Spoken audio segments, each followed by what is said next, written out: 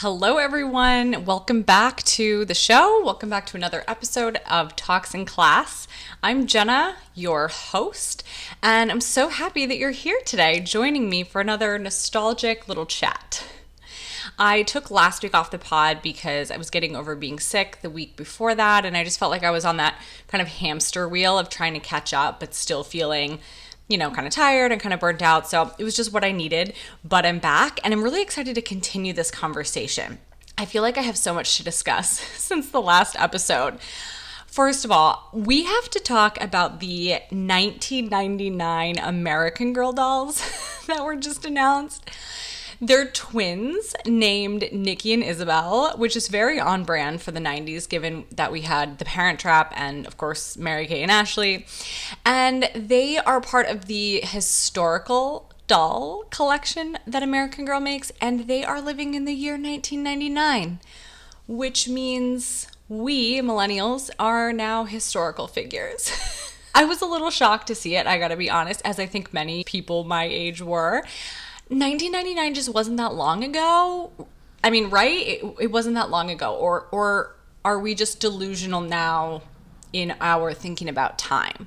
I know there's an 80s doll, but when I was a kid in the 90s playing with American Girl dolls, the most recent historic doll that we had was Molly, and she was from the 40s. So the time difference between the 40s and the 90s was 50 years. I mean, the time difference between 1999 to now is less than 30. So it does seem maybe a little too soon for a 1999 doll, but I guess they have to capitalize on the Y2K nostalgia, which, I mean, it worked. They're super cute. They definitely tug on the nostalgia strings, and they have some really good accessories. Personally, I think their outfits are very mid-90s as opposed to 1999, like Y2K style, but obviously they're creating them for a current younger audience, so it makes sense that their aesthetic is very much the present day interpretation of the 90s rather than historically accurate. I mean, historical accuracy doesn't really matter when we're talking about nostalgia. They're nostalgic nonetheless. Nikki reminds me so much of Alex Mack from the Nickelodeon show from the 90s, which I loved. And the other one, Isabel, looks like Cher from Clueless. She has like the whole Cher outfit. Super cute. And like I said, they have some really good accessories. They have an inflatable chair. They have a big, clunky desktop computer. So they're definitely really fun. If you haven't seen them, look them up. But it was a bit of a shock to all the 30-somethings out there. I really loved American Girl as a kid, and I remember having the Girl of Today doll in the late 90s, and she was supposed to be a current doll instead of the historic one. So she was representing us kids in the 90s, like at that time. And now that same time period is no longer of today. It is now a historical time period. Cute, yes, but did I need that existential crisis on a Wednesday morning just like dumped on me like that? Probably not, I will kick things off as always with my what good happened. This is such a random thing, but since I mentioned Clueless, it popped into my mind. This past weekend we went to the Melrose Trading Post, which if you're not familiar with it, it's just this huge market that has everything from vintage clothes to art to jewelry, furniture, records. I mean, you name it. They have so much stuff there, and it's really well curated, especially for how large it is. It's not like some of those kind of like flea market type places where I just feel like, honestly, like I'm sorting through people's junk that's very expensive. This has a lot of good stuff. So anyway, a couple of years ago, there was this Clueless graphic crew neck sweatshirt at Urban Outfitters, and I wanted it so bad. Clueless is my all-time favorite movie. I've seen it, I don't know, hundreds of times probably at this point. I think I can recite the entire thing word for word. So I wanted this sweatshirt so bad, but it was like $70 or something, and I just felt like that was a little bit silly for like what it was, a novelty graphic sweatshirt that was tie-dye and had like the front of the movie graphic on it. So I didn't buy it, and then it sold out, and I was really mad at myself for not buying it. It was just one of those things that I was like, I wish I bought that sweatshirt, and I would think about it all the time. So we were at the Trading Post on Sunday, and at one of the vendors, I found a sweatshirt that looks almost exactly like that. I don't think it's actually the one from Urban. The background looks a little bit different, but it's super, super similar. And it was my size, and it was super cheap. What a win. I was so excited. This is why I love thrifting and vintage shopping, because you just never know what you're going to find. And when you find that thing, like when you find something really good, there's a thrill to it. It's really, really exciting. Speaking of graphic novelty shirts, if you're watching on video, you might be able to see, I'm not sure, I'm wearing this MTV graphic sweatshirt. This is not vintage. It's from Target a couple of years ago. But I'm wearing this because on the last episode that I did, I talked about the TRL era, that Y2K era of MTV. And this week, I want to continue that conversation and talk about MTV in the early 2000s, because it was a magical time. But before I do, I want to share a couple of tips for anyone out there who is using my clothing rental subscription service, Jenna Barclay Style Box, because I feel like there are some things that just make it just a better experience, easier to use. So the first thing is to always use the return notify feature as soon as you receive your items and you decide if you're going to purchase anything. All you do to do this is you just log onto the website and you click return for each item, answer the little prompts, and then the system will mark that item as return notified. All that means is that the system knows that you're going to return this item at some point eventually, but you don't have to send it back right away. That's really important, and I think a lot of people don't realize that. There's no limit on how long you can keep an item, so even once you have return notified the item, you can continue to wear it until you want to send it back. What that will do, though, is if you have 2 items at home already and you return notify them, it will trigger your next shipment of 2 items right away, so you don't have to wait until you send them back. And this is kind of the workaround that will allow you to have 4 items at home at any given time instead of just 2.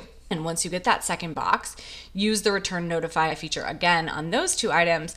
And then as soon as you send back any 2 of those 4 items, it will trigger your next box. So this is a great way to have a couple of items at home that you want to wear a few times, maybe like a pair of jeans or a coat, something you want to keep for a little bit longer, while also being able to have the other 2 items in a rotation for more variety. If you haven't tried the Style Box and you want to, you can try it risk-free, completely risk-free for your first month by going to jennabarclaystylebox.com and just clicking Get Started. Your first month will automatically be free.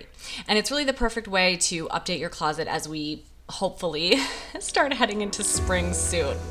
Enjoy.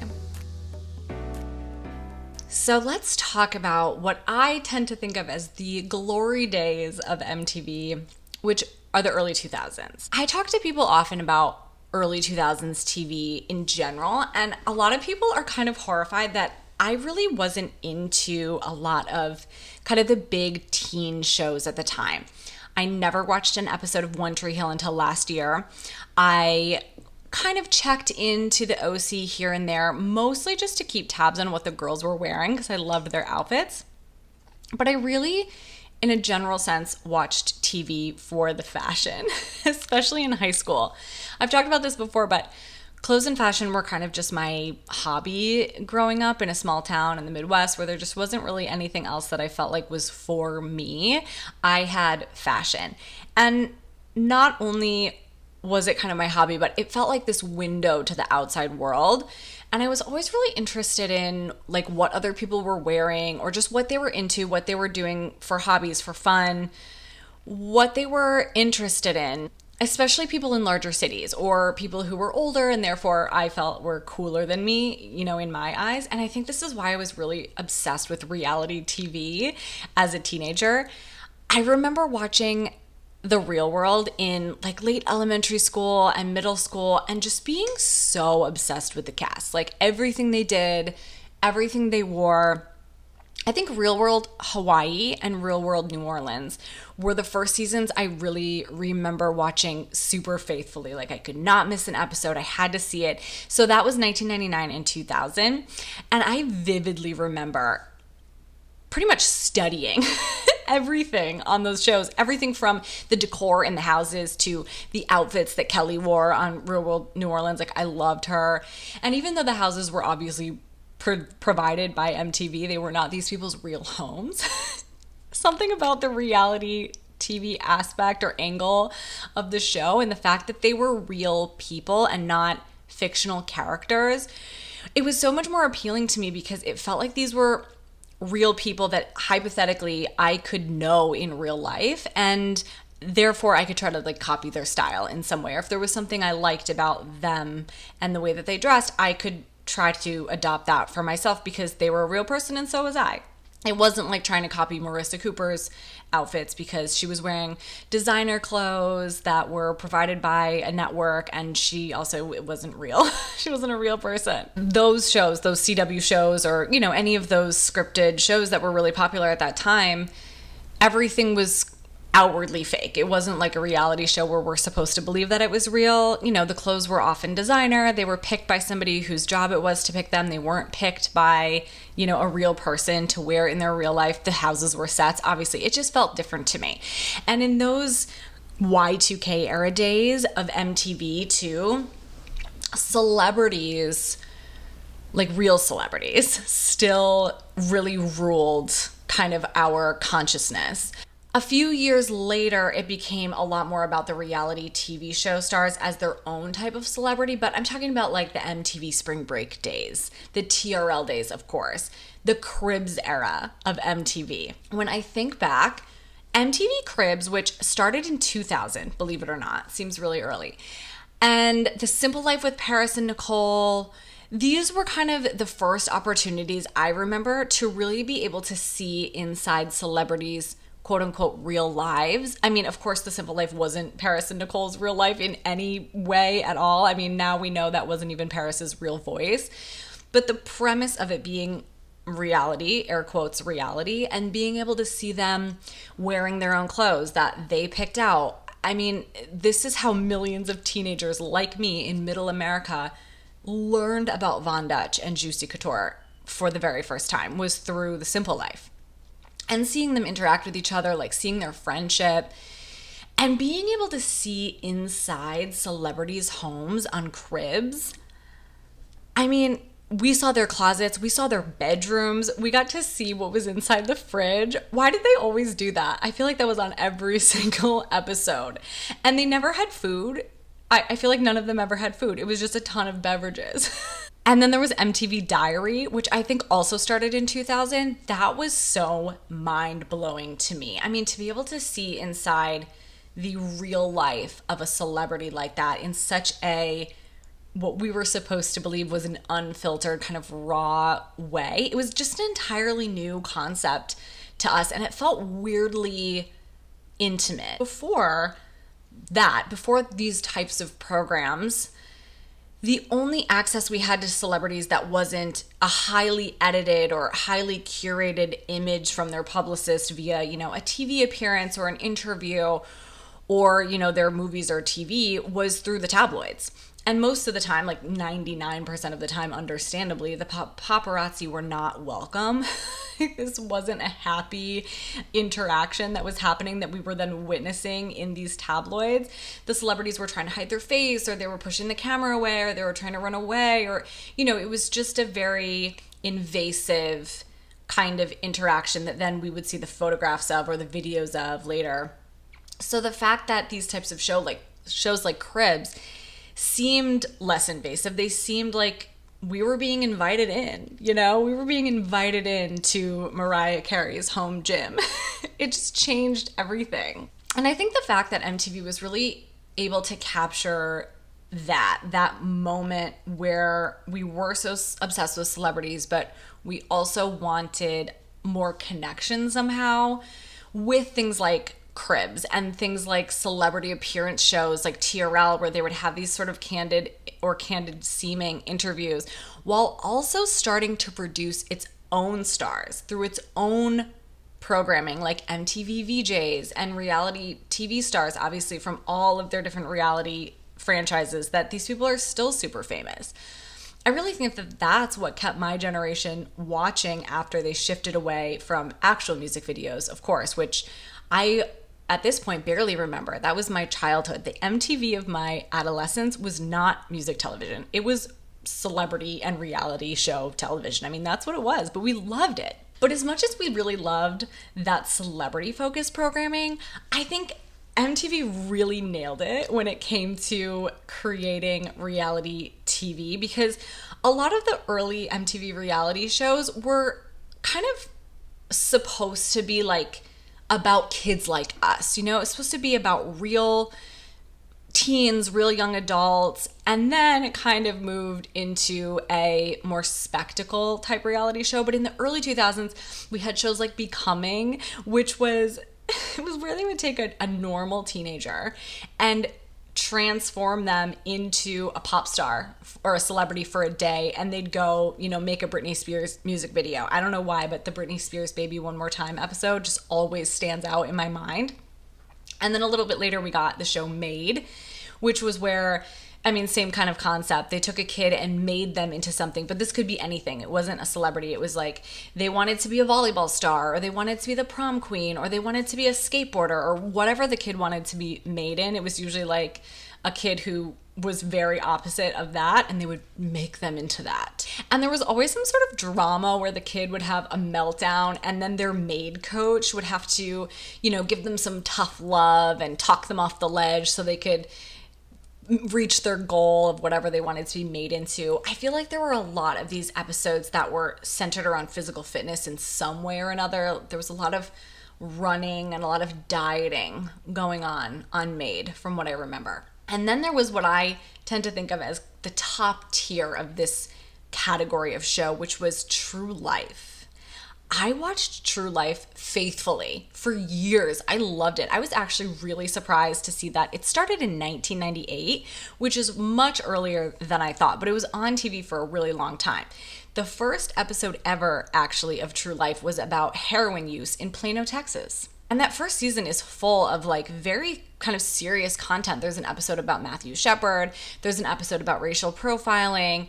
It was supposed to be a more serious show, and it was supposed to shed light on kind of these real issues that were facing young people, so that people who didn't know about these issues could see into their, you know, real life, true life.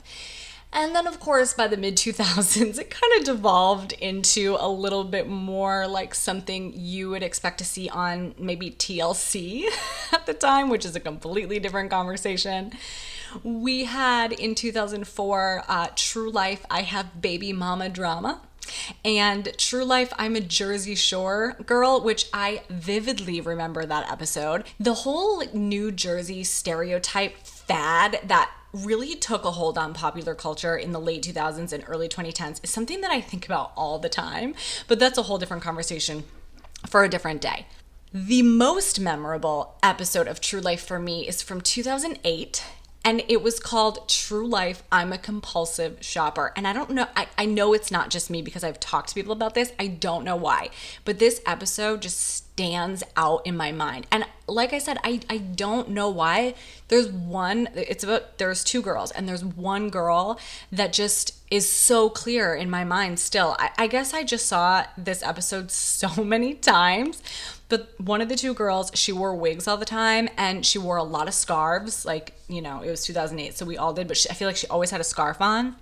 And Rent-A-Center came to repossess her furniture on camera. And then there were some of the maybe more forgotten reality TV shows of the time that still deserve recognition. Okay, we had Sorority Life, which, as the name would imply, was about a sorority. I think it was a campus in maybe Southern California.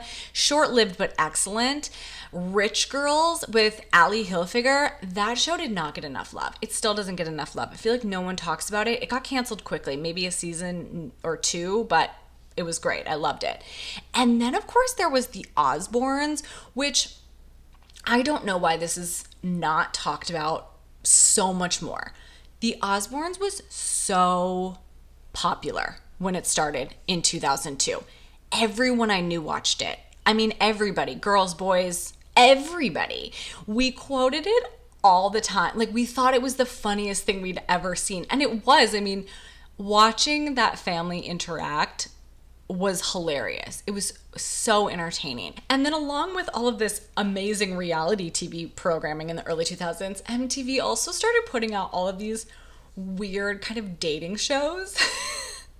Like Room Raiders, where they would come capture 3 girls or 3 guys literally from their bedrooms, pull them out of their bedrooms and put them in a van while a girl or guy who was supposedly looking for a date would rummage through their room, completely tear it apart with, tongs and a black light, and pick who they wanted to date based on what they found in the room, while the people whose rooms were being raided watched on a TV in the van. Or there was parental control where the parents chose the date, or there was Next, which I don't exactly remember the premise of Next, but I do remember that I feel like they were also on some sort of bus. There was a bus involved, and they always showed weird facts about the person. I think it was kind of like a speed dating type thing, where the person would just hang out with each person one-on-one until, some sort of red flag came up, and then they would just say next and move on to the next person. This is what we were watching. And then there was Dismissed. There was Date My Mom. I mean, I'm not sure why we needed so many dating shows, but this is what we had. I don't actually know anybody who made a point to watch these shows consistently. Like, nobody was like, I have to go home to watch Date My Mom, But we all watched them. We all saw them. Everybody knew what you were talking about if you said Room Raiders or Next or Parental Control or whatever. I feel like they were on in the afternoons, so they were background noise a lot of the time. Like, they would be on the TV while we were chatting on AOL Instant Messenger with our friends, or picking out our outfit for the weekend, or doing our homework, or whatever we were doing. And then there was another category of MTV shows in the early 2000s, which is very important then, and I think maybe even more so in hindsight, which was what I like to call the celebrity gimmick show. Punk'd, Pimp My Ride, Viva La Bam. Essentially, these shows just took somebody that we already recognized through music, TV, a previous MTV show, and gave them some sort of gimmick or assignment to accomplish or complete as part of the show. Bam tormented his parents mostly. Ashton pulled pranks on celebrities, obviously. Exhibit put, aquariums in people's cars. This was another category of show that I wasn't necessarily super invested in. They were just kind of on and everybody watched them, but people weren't making, nobody had like Punk'd night the way we had OC night with our friends, at least nobody that I knew. But looking back, I should have been more invested in this category of programming, because we didn't know how good we had it. Like, Punk'd could, first of all, never, ever, ever exist today. I mean, I can't even imagine the backlash they would receive if they ever tried to do anything like this now. But it was amazing, and they had no business going so hard sometimes. Do you remember the Justin Timberlake episode? I think it was like one of the first couple episodes. They told him that he owed like $1 million like $1 million in back taxes or some sort of outrageous amount of money to the IRS, and they told him that they were seizing everything that he owned, including his dogs. Like, they said they were going to take his dogs for a tax debt, and he almost had a breakdown on camera until Ashton came out and was like, you got punked. I mean, I would too. If someone told me the IRS was taking my dog, I would also have a breakdown. That's just mean. Or the Beyonce one where she's trying to decorate this Christmas tree at some sort of kids charity event, and she knocks it down, or it falls. She thinks she knocks it down, and the kids go nuts, and they're like, you ruined Christmas! Like, our Christmas is ruined, and we ruined all our presents. Like, that show was savage. Can you imagine that happening to you, let alone having it happen while MTV cameras are in your face and it getting broadcast to the entire world? I mean, I should have been more invested in watching Punk'd every single week or whenever it was on. Like, imagine we just came home from high school, grabbed a fruit roll-up, and sat down to watch Jessica Alba go shopping while Dax Shepard is running around the clothing store completely naked. And we were just like, yeah, This is just normal after school programming. I really hope that Punk'd is on Paramount Plus with a bunch of the other old MTV stuff that's there, because I feel a good binge coming on. I feel like this could be a really good one. Last but not least, there were these other weird shows that had celebrities doing, you know, like a talk show format or sketch comedy or like pop culture commentary, things like the Andy Dick show, the Tom Green show, and there was this Kathy Griffin show that I had to look this up. It's called Kathy's So-Called Reality. On the Andy Milonakis show. Like, just these shows with these personalities that would just do random things.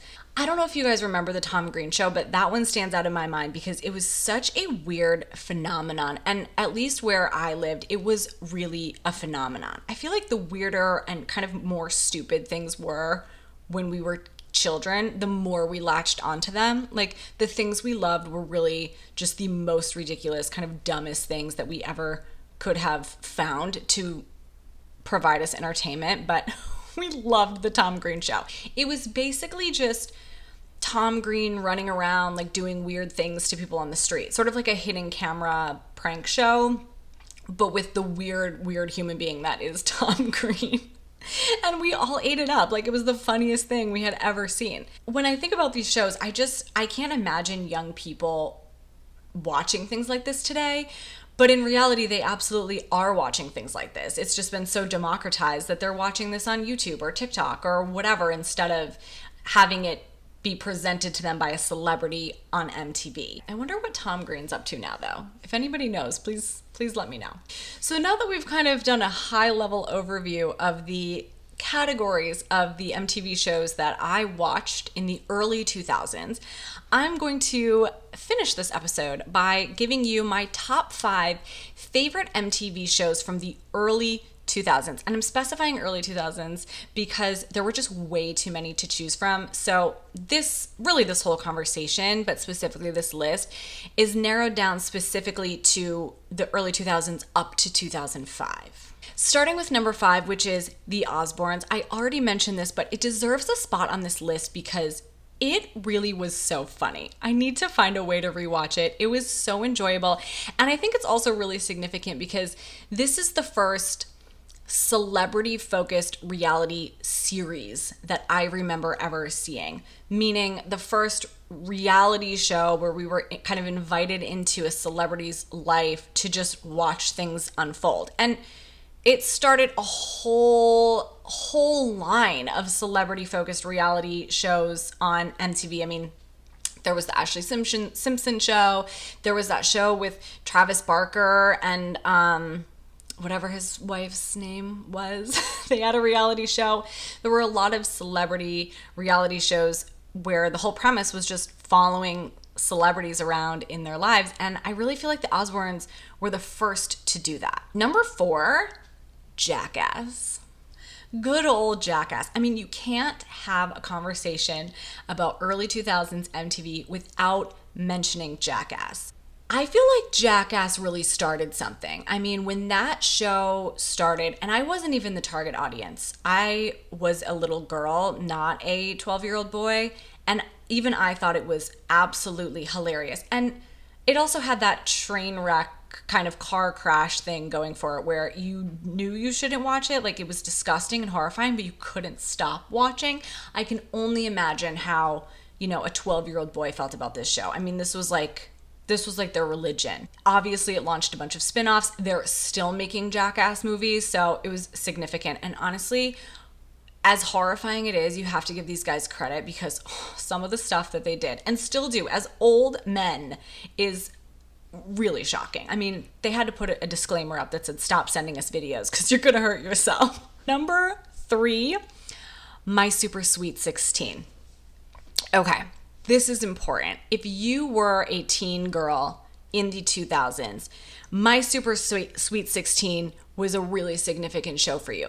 And I happened to be a teen girl in the middle of the country, in the middle of nowhere in a small town.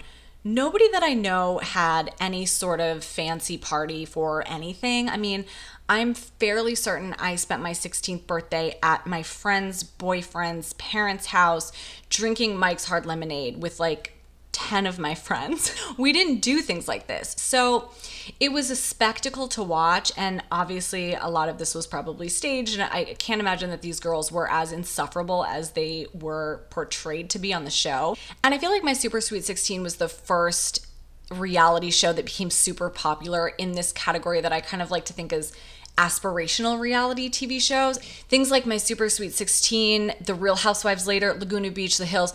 These were shows about normal, air quotes, normal people, meaning not celebrities, who were obscenely, insanely, disgustingly rich. And for actual normal people, in the middle of the country, it was fascinating to watch because it was almost like watching a celebrity because it just felt so unbelievable. Number 2, speaking of reality TV series about celebrities, the greatest one ever made, possibly, Newlyweds Nick and Jessica. I mean, talk about iconic. Is this chicken or is this fish? The multicolored Louis Vuitton bag that Jessica carried around with that little dog, she put that bag on the map. Every girl wanted that bag after this show. It's weird to think about this show now because obviously they did not last, but I just remember watching it and thinking like they were so in love, and I wonder upon a rewatch if I would still feel that way. And number 1, none other than Laguna Beach. Obviously, again, this list only goes up until 2005. The Hills came out in 2006. So Laguna Beach makes the cut. The Hills does not. That's for a future discussion. We cannot have a conversation about MTV in the 2000s, any point of the 2000s, without talking about Laguna Beach.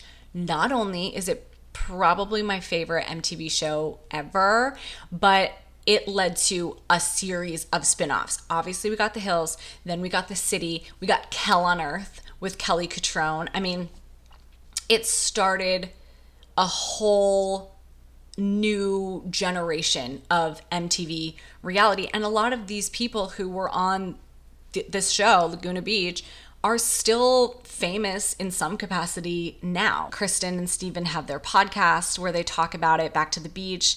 There's still people talking about this show so many years later. I mean, it's been almost 20 years.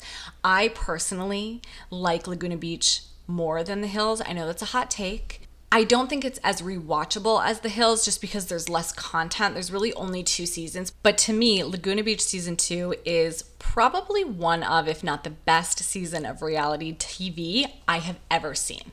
I do have 2 honorable mentions that didn't make this list, but I have to mention the reason why they didn't make the list is because even though they aired into the early 2000s, they premiered in the 90s, and to me, they will always feel very, very 90s. One is Celebrity Deathmatch. And look, objectively speaking, this show is not good. It's not a quality TV show, but when I think back to the most bizarre, the most of the time shows that MTV had, this is definitely one of them. This could never exist now. If you're unfamiliar with it, please look up some old episodes.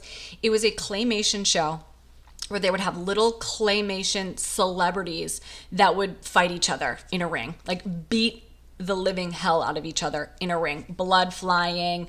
It was wild. And every celebrity that you could imagine was represented on that show. And we would take it very personally if our favorite celebrity lost the match on Celebrity Deathmatch. It was very bizarre. And then, of course, there's Daria. I mean, it was amazing. It's still amazing. A cartoon that stands the test of time. It definitely feels really 90s to me. I think it went into like 01 or 02, but to me, it's always a 90s show. I will say that I rewatched some of this recently, and it is very smart, witty, very entertaining. I highly recommend a rewatch of Daria.